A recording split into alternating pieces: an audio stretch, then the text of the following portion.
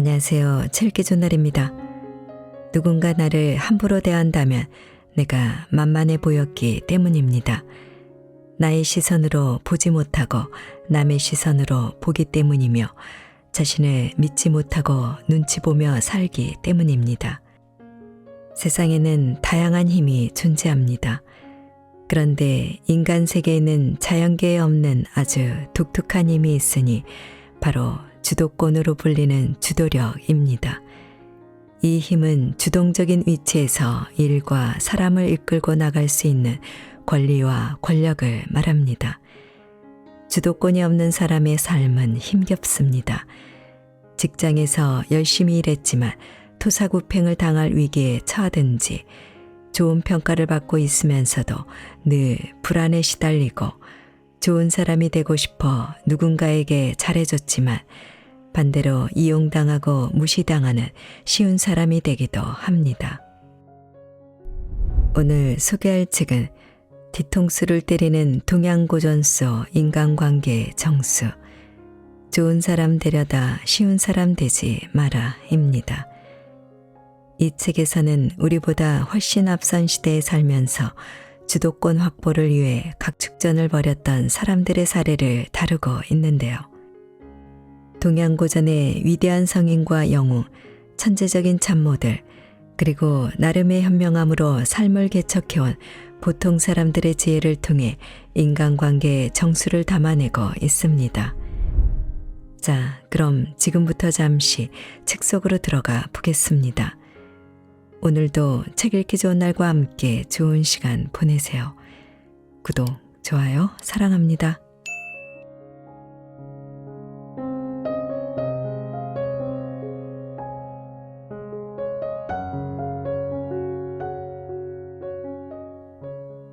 파도에 휩쓸려 토사구팽 당할 것인가?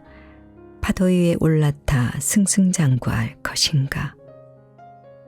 세상에는 다양한 형태의 힘이 존재한다.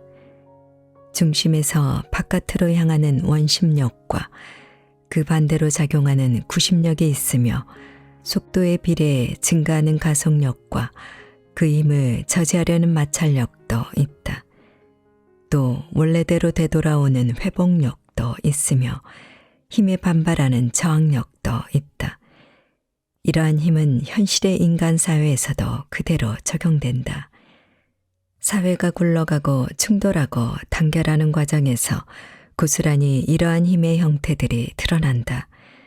그런데 자연 세계에 없는 아주 독특한 힘이 있으니 바로 주도력이다.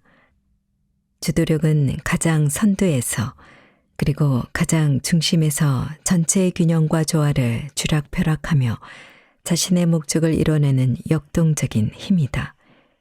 일반적으로 주동적인 위치에서 이끌고 나갈 수 있는 권리와 권력을 의미하는 주도권으로 불린다. 전략에 의한 승부, 머리로 하는 싸움. 주도권은 한 개인의 삶에도 지대한 영향을 미친다. 부정적인 감정에 하염없이 빠져들거나 관계에 치이거나 일에 끌려가기 시작하면 그때부터는 노예의 지옥도가 펼쳐진다. 자신이 계획하고 예상하는 곳으로 나아가는 것이 아니라 어쩔 수 없는 상황에 계속 끌려다니게 된다. 결국 자신에게 인생의 목표가 있었는지조차 잊어버리는 경우가 생기게 된다. 인생은 원래 허무한 거야.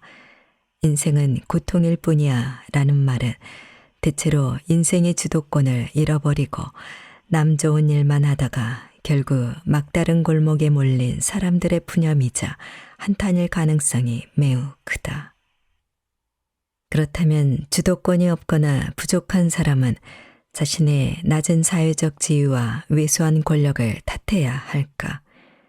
다행히도 전혀 그럴 필요가 없다.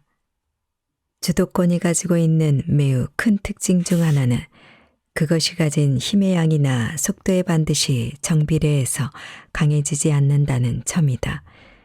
따라서 비록 사회적 위치가 낮거나 혹은 권력이 없더라도 얼마든지 주도권을 장악할 수 있다.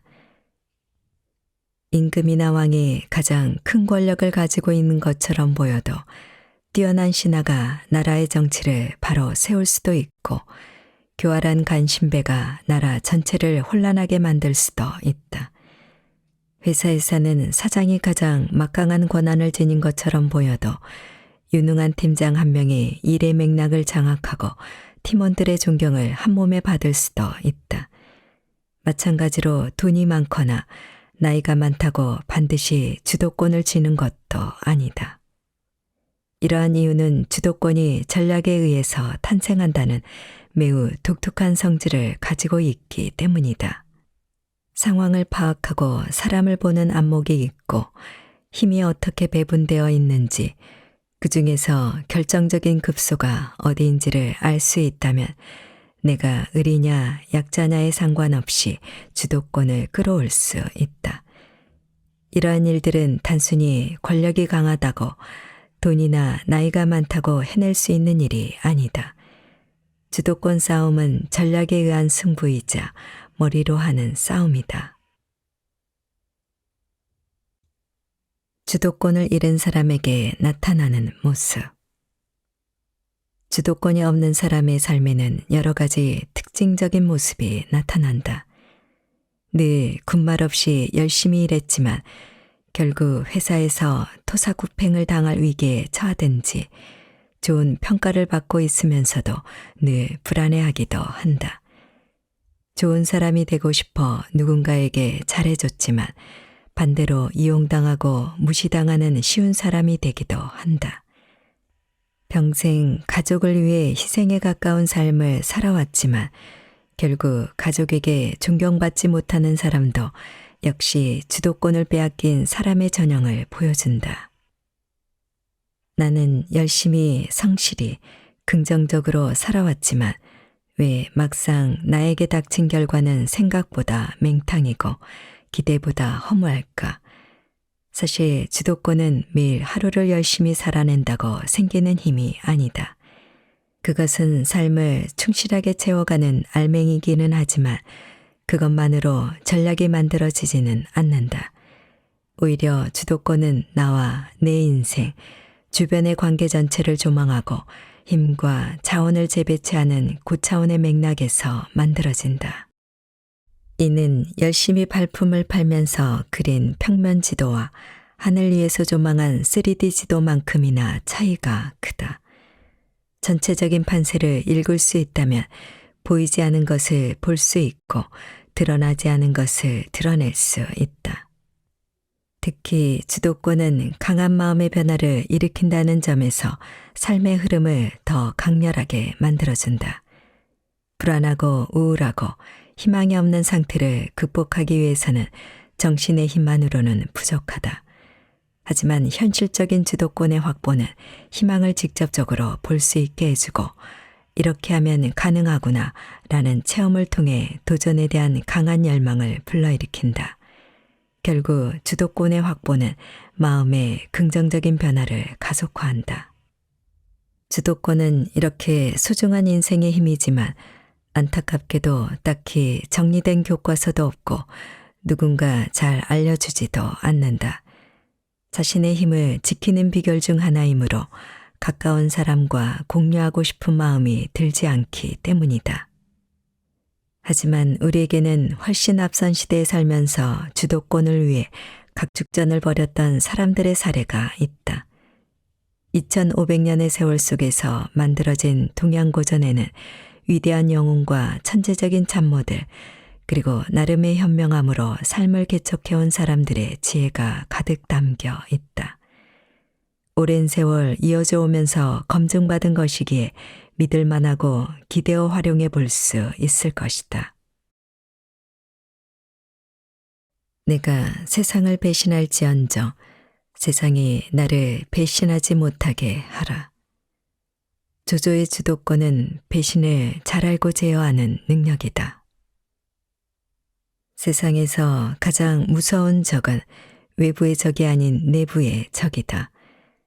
많은 제국의 흥망성쇠에도 증명된 바이며 기업 경영에서도 내부의 부실과 거짓, 기술의 유출 등은 멀쩡하던 기업도 여지없이 망가뜨린다.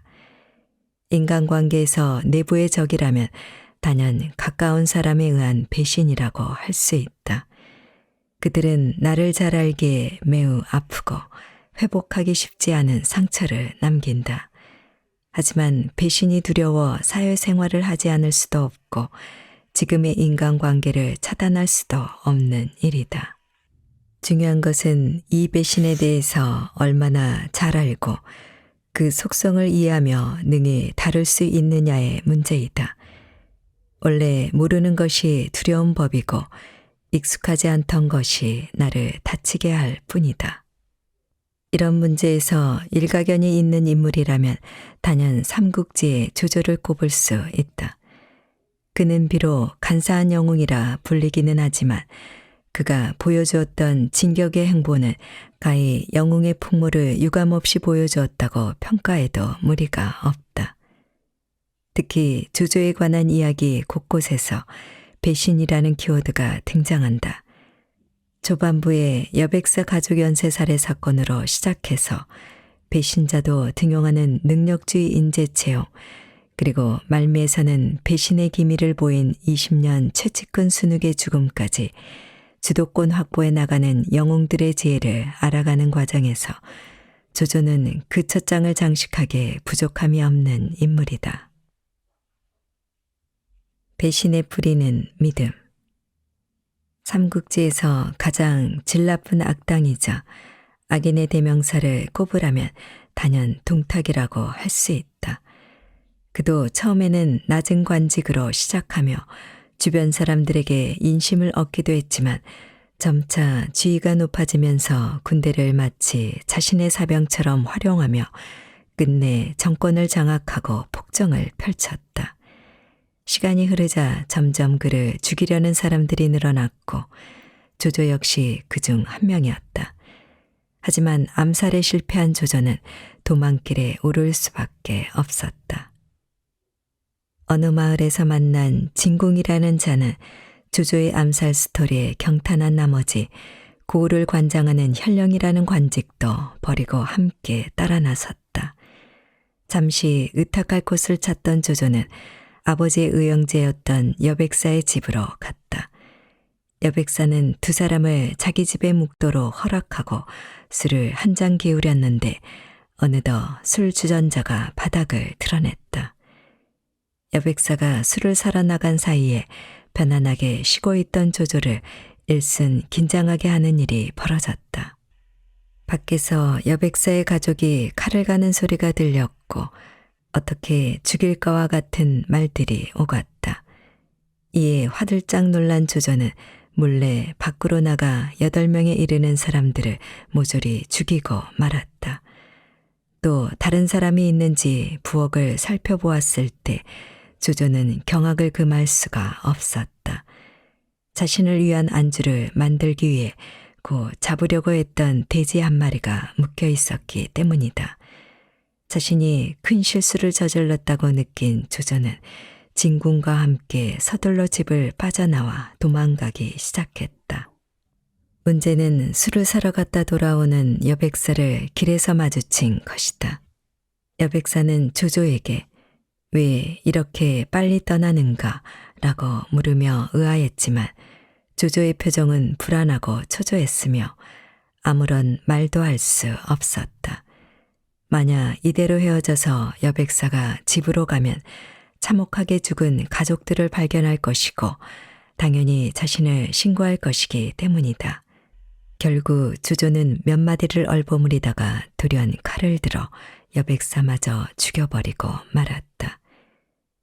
조조의 연쇄살인을 목격한 진궁은 많이 놀라면서 나무랐지만 조조는 격분에 휩싸여 이렇게 말했다.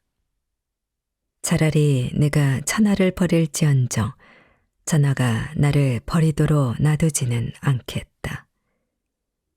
다음 날 아침 조조는 진궁이 자신을 떠났다는 사실을 덤덤하게 받아들이면서 다시 길을 나섰다. 자신도 당황스러웠던 지난밤의 참극을 떠올리면서 조조는 무엇을 깨닫고 무엇을 결심했을까? 배신한 사람도 등용할 수 있었던 이유. 어떻게 보면 이 사건은 조조를 크게 각성하게 한 매우 중요한 일이었다. 그는 스스로 배신을 적절하게 체험하면서 사람이 어떤 상황에서 배신하고 무슨 짓까지 할 수 있는지를 철저하게 깨달았기 때문이다. 더불어 세상의 모든 사람은 언제든 배신할 준비가 되어 있다라는 사실도 이해했을 것이다. 자신도 그렇게 했는데 누군들 못하겠는가? 이러한 반성적 사고의 결과 조조는 오히려 배신에 더 관용적이며 매우 수용적인 자세를 보여주는 사람으로 변하게 됐다. 훗날의 사람들은 흔히 조조를 배포가 큰 사람이라고 해석하지만 어떤 면에서 그 누구보다 배신을 잘 알기에 오히려 인간이 하는 배신을 있는 그대로의 모습으로 수용했다고 하는 편이 더 나을 것이다. 너는 배신을 했으니 나쁜 놈이야 라는 단죄의 태도가 아니라 그래 너도 인간이니 배신을 했겠지 라는 연민의 차원이다. 조조가 관도라는 지역에서 적장 원소와 한판 승부를 겨룰 때의 이야기다. 당시 내부에 원소와 내통했던 여러 명의 배신자가 있었고 전쟁 직전에 색출에 체포했다. 다만 상황이 너무 급박한 나머지 일단 전쟁에 임할 수밖에 없었다. 조조는 병사들의 수적 열세에도 불구하고 승리를 거뒀고 이후 축하잔치를 열었다. 그때 조조는 거대한 화로를 가져오라고 했고 얼마 전 체포된 배신자들을 모조리 데려오라고 지시했다. 대형 화로에서는 뜨거운 불길이 무섭게 치솟고 있었고 그 아래 머리를 조아리고 있던 이들은 자신들의 죽음을 직감하고 있었다. 그리고 조조는 얼마 전 그들이 적군과 내통했던 편지를 또박또박 읽었다. 이에 옆에 있던 참모는 화를 이기지 못하며 배신자들을 모두 화로 안으로 던져버리라고 말했다. 하지만 조조는 읽던 편지를 화로에 던진 후 큰 소리로 웃으며 말했다. 원소의 세력이 워낙 막강한 탓에 나 역시 스스로를 보존하기 어려웠는데 다른 군사들이야 어떻겠는가. 너희들은 원소에게 가서 보고하라. 나 조조는 그렇게 좁은 도량이 아니라고 말이다. 놀랍게도 조조는 자신을 죽음으로 몰아갈 수 있었던 배신자들을 모두 풀어주었다. 어쩌면 과거 어쩔 수 없는 상황에서 여백사를 배신했던 자신에 대한 연민이 발동되었을 수도 있다.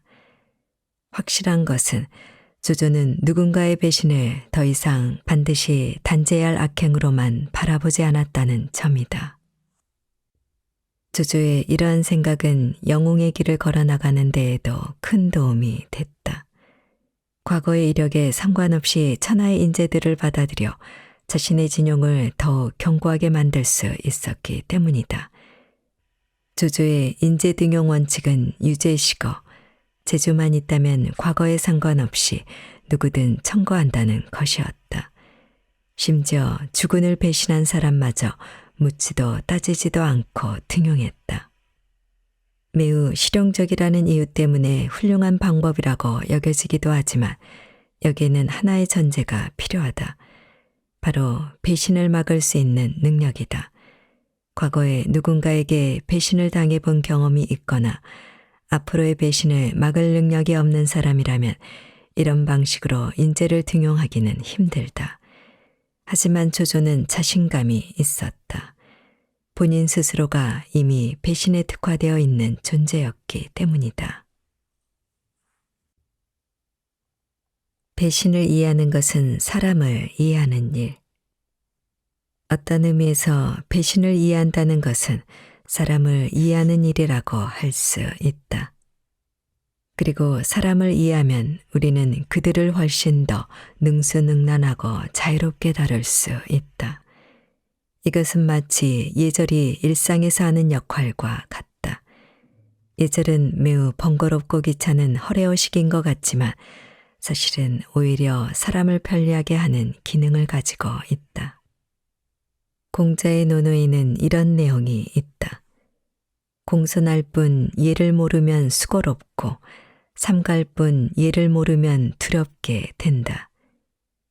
공손하기는 하지만 그에 걸맞은 예절을 모르면 너무 과도하게 공손해져서 오히려 수고로움을 자처하는 꼴이고 자신을 내세우지 않지만 너무 심하게 낮추면 상대방에 대해 두려움을 느낀다는 의미이다. 그러니까 여기에서 예절의 기능은 자신을 불편하게 하는 것이 아니라 오히려 편안하게 하는 기능을 가지고 있다. 이와 같은 맥락에서 배신의 위상을 서술해 보면 다음과 같다. 믿음만 할 뿐 배신을 모르면 늘 남에게 속게 되고 정직만 할 뿐 배신을 모르면 늘 남에게 당하게 된다. 조조가 비록 배신을 이해하고 수용하는 태도를 보이기는 했지만 그렇다고 내부의 분열에 가까운 배신을 무조건 용납하지는 않았다. 그의 최측근이자 20년을 함께온 순욱의 최후가 이를 말해준다. 순욱은 나름 탁월한 전략가였던 조조의 숨은 꾀주머니라고 불릴 정도의 인물이었으며 조조는 그런 순욱을 참모 이상으로 믿고 의지했다. 천하의 권력이 거의 조조에게 기울고 있을 때 또 다른 참모가 조조에게 스스로 왕이 되시어 황제가 내려주는 9가지의 특권을 누리시라고 조언했다. 이 특권은 하나하나가 모두 대단한 것들이었다. 황금 수레를 타고 곤룡포를 입을 수 있으며 황제를 만날 때에도 신발을 벗지 않을 수 있다. 또 부모의 제사를 마치 신처럼 모실 수 있으며 누군가를 죽여도 살인죄로 처벌받지 않는 것 등이었다. 하지만 순욱은 조조가 이런 특권을 누리는 것을 격렬하게 반대했다. 그때 조조는 순욱의 태도를 보고 깜짝 놀랐다. 왕이 되는 것을 반대하고 나선 것은 자신에게는 배신이나 다름없었기 때문이다. 결국 조조는 어느 날 순욱에게 도시락 하나를 보냈는데 그 안에는 아무것도 들어있지 않았다. 순욱은 자결하라는 조조의 뜻을 알아차리고 결국 독약을 마시고 목숨을 끊고 말았다. 조조는 순욱을 너무도 잘 알고 있었기에 그의 뜻을 꺾을 수 없다는 사실을 알았고 제거라는 최후의 방법을 선택할 수밖에 없었다. 그리고 결국에는 왕이 되어 천하의 권력을 손에 쥘 수 있었다. 조조의 한평생은 배신과의 싸움이었으며 그것을 제어함으로써 결국 최고의 권력을 얻어내는 경지에 이르렀다. 배신을 이해하고 수용하고 활용하고 더 나아가 도저히 용인할 수 없을 때 제거하면서 영웅이 되었다. 배신은 결코 기분 좋은 단어가 아니다. 하지만 그것을 모르면 결코 주도권을 쥘 수 없다. 조조의 배신을 잘 알고 제어하는 능력을 갖춘다면 주도권 확보를 향한 위대한 첫걸음을 훌륭하게 내디딜 수 있을 것이다. 미끼를 물지 않으면 낚인 물고기 신세가 되지 않는다. 지능적인 예를 지켜서 나에 대한 관심을 유지해야 한다. 그루터기를 지키며 토끼를 기다린다. 사람에 대한 기대치를 낮추면 실망감도 줄어든다. 누구나 고개를 끄덕일 수 있는 말이며 인간관계에 충분히 도움이 되는 교훈이다. 그런데 이 기대라는 것을 좀 더 심층적으로 들여다봐야 한다. 기대를 갖지 말아야 하는 이유는 단지 실망감을 낮추기 위해서만은 아니기 때문이다. 더 중요한 것은 기대가 매개체가 되어 내가 상대방에게 종속되는 일을 막아야 한다는 점이다.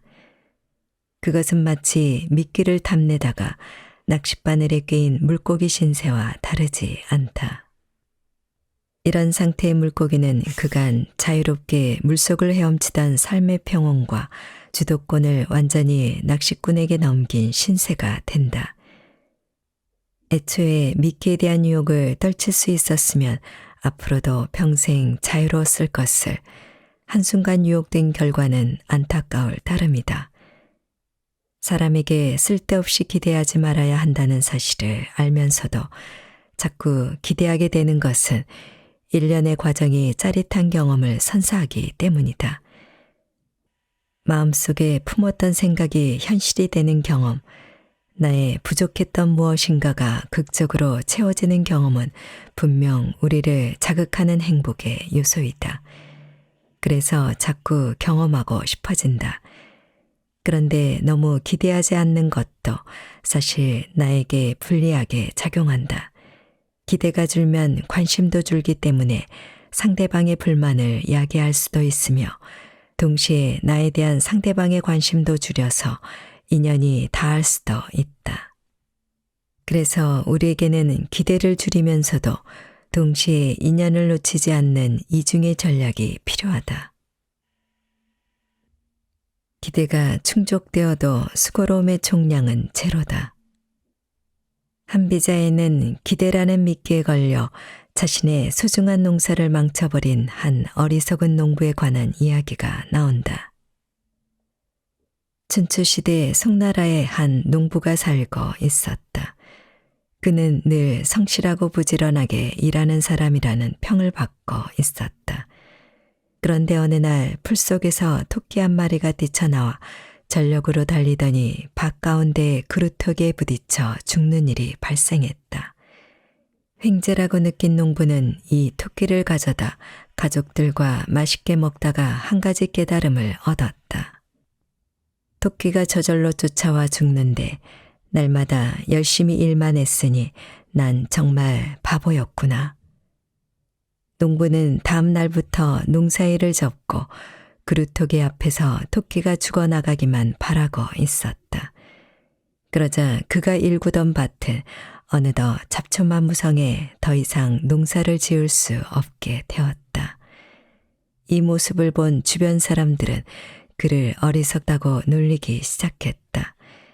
이 이야기에서 탄생한 고사성어가 그루터기를 지키며 토끼를 기다린다라는 의미의 수주대토이다. 이 농부가 어리석어진 이유는 간단하다. 한 번의 횡재에 불과했던 일이 계속해서 생길 것이라는 기대를 했기 때문이다. 결국 타인에 대한 기대는 희망 섞인 바람일 수도 있지만 동시에 미끼의 성격을 가지고 있음을 반드시 알아야 한다. 내 마음을 유혹해서 낭패를 겪게 만들 수도 있다는 사실을 분명히 알아야 한다는 점이다. 기대에 또 다른 속성을 보여주는 조삼모사에 관한 이야기도 있다. 송나라 때 원숭이를 기르던 한 노인이 있었다. 형편이 어려워져서 원숭이들에게 주는 도토리의 배급량을 줄여서 아침에 3개, 저녁에 4개를 주기로 했다. 하지만 원숭이들은 격하게 반발했다. 이에 어쩔 수 없이 노인은 반대로 아침에 4개를 주고 저녁에 3개를 주기로 하자 원숭이들은 매우 흥겨워했다. 총량은 7개로 똑같았음에도 불구하고 원숭이들은 아침에 1개를 더 받는 것을 좋아했다. 사실 기대도 이와 비슷하다. 설사 내가 누군가에게 기대하고 있는 그것이 충족된다면 그것으로 끝일까? 그렇지 않다. 기대와 그로 인한 충족은 상호작용이다. 누군가가 내 기대를 충족해주면 나도 상대방의 기대에 부응해 주어야 한다. 그래서 원숭이에게 주는 도토리의 총량이 이러나 저러나 7개뿐인 것처럼 서로 주고받는 기대와 그것을 이뤄주기 위한 수고로움을 따지면 어차피 총량은 0이다. 기대에 대한 기대를 내려놓는 방법. 기대는 상당히 유혹적이기 때문에 생각이 많아지면 오히려 그것에서 벗어나기 쉽지 않다.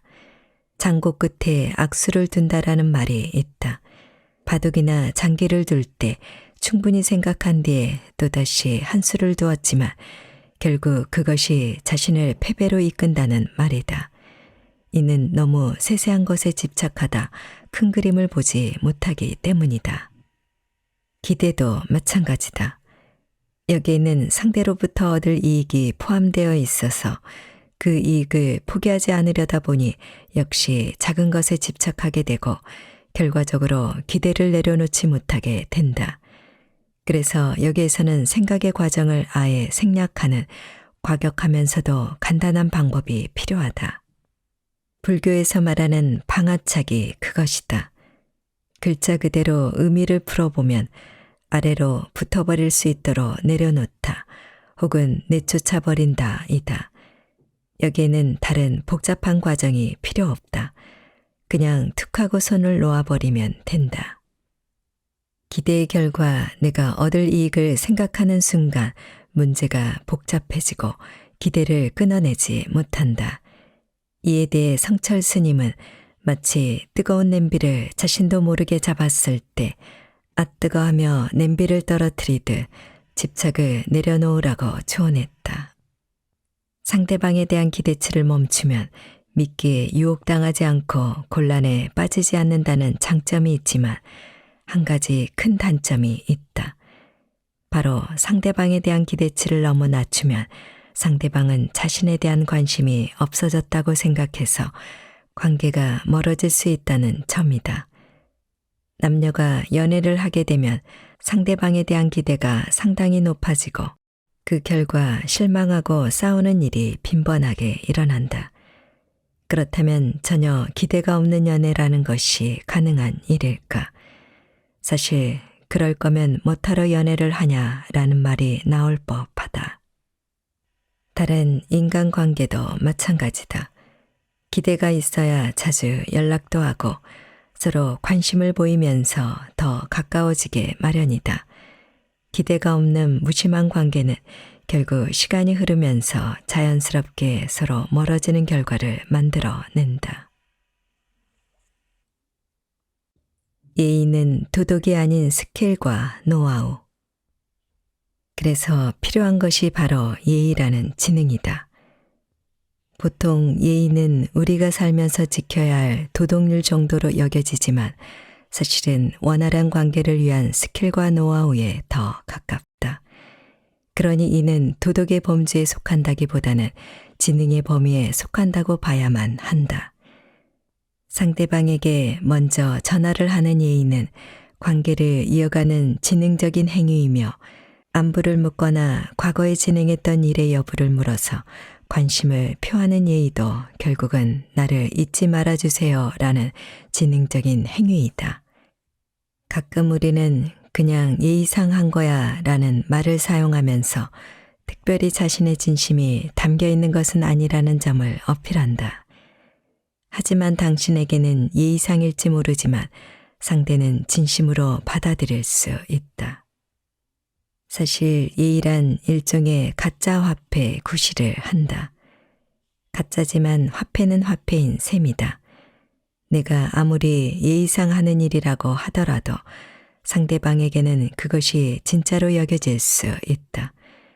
내가 진심의 속내를 드러내지 않은 이상 그 누구도 그것이 진짜인지 가짜인지 알 수 없다. 따라서 아무리 예의상이라고 하더라도 일단 예의가 들어가기 때문에 충분히 자신만의 역할을 수행해낸다. 다만 이런 예의상인 행동은 너무 과하지만 않으면 된다. 옛사람은 과도한 예의를 예의가 아닌 예의, 즉 비례라고 보았다. 이제는 기대에 대한 기대를 접어보면서 살아가자. 미끼를 물어 내 주도권을 빼앗기는 일이 없을 것이다. 다만 지능적 예의, 예의상의 예의를 확보해서 관계를 이어나가면 충분한 일일 것이다. 마음을 깎는 대패가 될 것인가? 불을 나누는 등잔이 될 것인가? 기회주의자는 결코 인간관계에서 기회를 잡을 수 없다. 겉으로는 친해 보이지만 속으로는 각자 딴 마음이 있다. 사람으로 인해 자신에게 새로운 기회가 주어지는 일은 매우 흔하며 그것의 활용 여부에 따라 삶의 행보가 완전히 달라지기도 한다. 하지만 관계의 목적 자체가 기회만을 누리는 것이거나 혹은 인간적으로 친밀하더라도 결국 상대방이 나에게 줄 이익에만 무게중심이 있다면 이는 매우 곤란한 태도이다. 이는 상대를 대상화하는 표피적인 관계만 만들어낼 뿐이기 때문이다. 이럴 때 자주 발생하는 것이 바로 잦은 손절이다. 때로는 자신을 지키기 위한 현명한 방법의 하나로 손절할 수도 있지만 이익만을 추구하는 관계에서 자주 발생한다. 이러한 사람을 한마디로 관계의 이기주의자라고 부를 수 있다. 다만 관계의 기회를 잘 활용하는 사람인지 아니면 일방적으로 치우친 관계의 기회주의자인지가 헷갈릴 수 있다. 외모와 경제적 조건 때문에 상대방을 사랑하면서 자신이 진짜로 순수한 사랑을 하고 있다고 착각하는 일도 흔하기 때문이다. 이를 판단해 보기 위해서는 두 가지 기준을 가지면 된다. 같은 결이 아닌 딴 마음이 있는가와 서로 성장하는 관계인가이다. 지금 자신이 맺고 있는 사람과 자기 스스로에게 이것을 적용해 본다면 기회주의자인지 아닌지가 보다 확연하게 드러날 것이다. 박쥐가 기회주의자가 될 수 있는 이유. 조선 후기의 문인인 홍만종이 쓴 순호지에는 동물의 세상에서 일어난 한 설화가 담겨 있다. 하루는 봉황을 축하하는 잔치에 인근의 거의 모든 짐승이 모여 축하했지만 유독 박쥐만 그 자리에 참석하지 않았다. 이때 봉황이 박쥐를 불러 내가 내 밑에 있으면서 어찌 거만하게 잔치에 참여하지 않을 수가 있느냐라고 꾸짖었다. 그때 박쥐는 이렇게 대답했다. 나는 4발 가진 짐승인데 너 같은 새와 무슨 상관이 있단 말이냐. 또 한 번은 기린을 축하하는 잔치가 벌어져 모든 4발 짐승이 다 모였지만 역시 박쥐만 오지 않았다. 기린이 박쥐를 불러 왜 오지 않았냐고 꾸짖었다. 그때 박쥐는 자신의 날개를 펼쳐 보이면서 이렇게 말했다. 나는 이렇게 날개가 있는데 4발 짐승들의 잔치와 무슨 관계가 있단 말이냐. 결국 박쥐는 양쪽 모두에게 미움을 받아 어느 쪽에도 속하지 못하고 어두운 동굴 속에 숨어 있다가 밤에만 밖으로 나오게 되었다는 결말이다. 박쥐는 동서고금의 다양한 이야기 속에서 배신의 상징이자 기회주의자의 전형으로 묘사된다. 그런데 박쥐가 이렇게 된 것은 타고난 심성이 나쁘기 때문은 아니다. 태어나게 그렇게 기회주의자가 될 수 있는 호조건을 타고났기 때문이다. 짐승의 특징인 4발과 새의 특징인 날개가 동시에 있어서 언제든 핑계를 댈 여지가 있다. 만약 애초에 박쥐에게 이 2가지가 혼재되어 있지 않았다면 박쥐도 그렇게 배신하거나 기회주의적으로 행동하지는 않았을 수도 있다. 프리드리 2세의 잔혹한 실험. 누군가와 관계를 맺는 우리의 마음 역시 박쥐의 생태적 특성과 비슷하다. 상대방에 대한 온전한 친근함과 신뢰도 있지만 또 한편으로는 상대로부터 이익을 얻어내려는 마음도 동시에 존재한다. 바로 여기에서부터 기회주의적 행동이 나올 수 있는 틈새가 생기기 시작한다.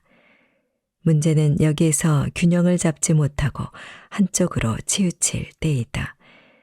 이렇게 되면 결국 모양은 합체하지만 정신은 떨어져 있다라는 모합 심리의 상태에 이르게 된다. 이 말은 진나라 시대의 병법가인 황석공이 지은 소설에 나오는 말로 인간관계에서는 겉으로는 친해 보이지만 속으로는 각자 딴 마음이 있다라는 의미이다. 관계를 해나가면서 가장 주의해야 할 것은 바로 이 딴 마음이다. 보통 결이 맞는 사람과 친구를 해야 한다라는 말이 있는데 이 같은 결과 가장 반대되는 것이 바로 딴 마음이다. 이런 상태라면 왠지 모르게 계속해서 관계가 덜컥거리게 된다. 한 방향으로 기분 좋게 순항하는 것이 아니라 서로를 올가맨 후 반대로 가는 것 같은 저항력이 느껴지게 된다. 별것도 아닌 이유로 인해 계속 티격태격 싸우고 관계가 멀어지는 이유도 바로 여기에 있다. 이런 관계는 애초부터 이미 딴 마음이 반대 방향으로 작동하고 있었기 때문이다. 그래서 한쪽에서는 별것도 아닌 것이 다른 한편에서는 매우 큰 것이 되고 때로는 결별해야 할 합당한 이유가 되기도 한다. 이러한 딴 마음이 무서운 이유는 서로의 인간적인 감정과 정서의 교류를 애초에 차단하기 때문이다. 13세기경 신성 로마 제국의 프리드리히 2세는 매우 흥미로운 실험을 한 적이 있다고 전해진다. 그는 세상에서 가장 순수하고 고결한 단어는 무엇일까? 라는 호기심으로 신생아가 태어나서 처음 하는 말에 주목했다. 다만 아기는 자신을 돌보는 사람이나 엄마의 말을 따라 배울 수 있다는 한계가 있다. 따라서 아기를 돌보는 유모와 육아를 위한 최고의 환경을 제공하지만 절대로 대화하거나 정서적인 교류를 하지 않도록 지시했다. 그렇게 실험에 돌입하고 수개월이 지난 후의 결과는 처참하다 못해 잔인할 지경이었다. 아기들에게는 모두 최고의 양육 환경이 제공되었지만 결국 모두 죽고 말았다. 흥미로운 실험이 잔인한 실험이 되어 버렸다. 성인이 된 이후에는 비록 감정과 정서의 교류가 차단된다 하더라도 직접적으로 생명에 영향을 미치지는 않지만 이는 갓 태어난 생명을 죽음에 이르게 할 정도로 치명적이다. 딴 마음을 가진 사이는 주고받을 감정과 정서가 없어 마치 아기와 유모의 관계에 불과하다고 볼 수 있다. 서로 맞닿아 있는 아름다운 연못. 이와는 정반대로 좋은 인간관계에는 반드시 나타나는 특징 하나가 있다. 바로 함께 일을 하든 교제를 하든 반드시 서로 성장하고 발전한다는 점이다. 지옥에서 유래한 이택상주라는 말이 있다. 아름다운 연못이 서로에게 물을 대어준다라는 의미이다. 이는 서로 늘 도움을 주며 모두가 성장하는 인간관계를 일컫는 말이다. 딴 마음이 없는 상태, 그래서 기회주의자가 아닌 사람들은 대부분 이런 관계를 이어나간다. 조선 후기에 실학사상을 뿌리내리게 한 이익 선생이 설파한 이택법도 같은 원리이다.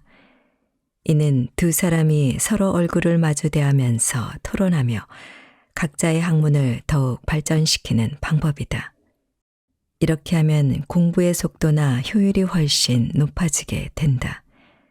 사실 사람을 사귀거나 관계를 이어나가는 것은 상대방이 써왔던 인생 스토리라는 책을 읽으면서 함께 토론하고 조언해 주는 것과 비슷하며 앞으로의 인생을 공조로 써나가는 것이기도 하다. 법정 스님은 자신의 저서인 물소리 바람소리에서 인간관계의 진수를 이렇게 설명한다. 우리가 친구를 찾는 것은 우리들의 모자란 구석을 채우기 위해서지 시간이 남아 주체할 수 없어서 찾는 것은 아니다. 사람과 사람 사이에 예절과 신의와 창조적인 노력이 따르지 않으면 서로에게 아무런 덕도 끼칠 수 없다. 빈 커플끼리는 이내 시들해지고 마는 법이니까. 그러니 상호간에 끊임없는 노력을 기울여 그 사이가 날로 새로워져야 서로에게 좋은 친구가 된다. 결국 관계에는 크게 두 종류가 있다고 할 수 있다. 하나는 마치 대패가 나무 표면을 날카롭게 깎아내듯 서로의 마음을 깎아내면서 상처를 주고받는 관계이다. 서로가 원하는 것이 다르니 지적하고 비난하는 일이 자주 생기고 원하는 것이 채워지지 않으면 강요하면서 힘들게 한다. 이와는 전혀 다른 관계로 등불을 나누는 사이가 있다. 미국 제3대 대통령인 토머스 제퍼슨은 이런 말을 한 적이 있다. 누군가 내 등잔의 심지에서 불을 붙여가도 불은 줄어들지 않는다. 아무리 나눠도 내 불꽃이 줄어들 리가 없으니 마치 이택상주처럼 계속해서 서로 좋은 영향을 주고받으며 함께 성장하는 관계이다. 자신의 주변에 사람이 많다고 절대로 좋은 것은 아니다. 그 관계의 질이 어떤가, 그리고 내가 그 관계에 어떻게 접근하느냐가 사람의 숫자보다 더욱 중요하다.